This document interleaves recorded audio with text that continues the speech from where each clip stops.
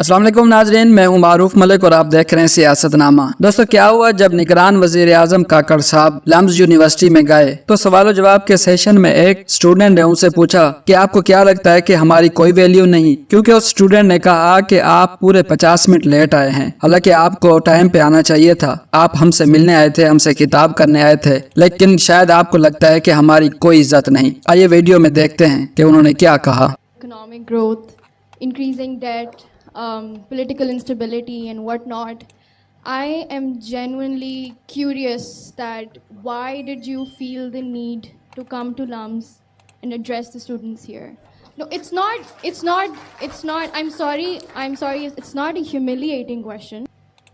No, I don't get humiliated by I am genuinely curious that amidst all these situations and conditions situations that are happening in Pakistan and are affecting the people, why did you feel like, what was the motive behind this invite, or rather you're coming to LUMS? I want to know. सबसे पहले तो sir मैं अपने दुख का इजहार करना चाहूँगा कि सर आप एक यूनिवर्सिटी आए, तुलबा अपना टाइम निकाल के आए, असातिज़ा इंतज़ार कर रहे हैं और आप फिर भी सर 50 मिनट लेट आए। बच्चे अपनी क्लास एक दूसरे छोड़ के सर इधर आपका इंतज़ार कर रहे थे।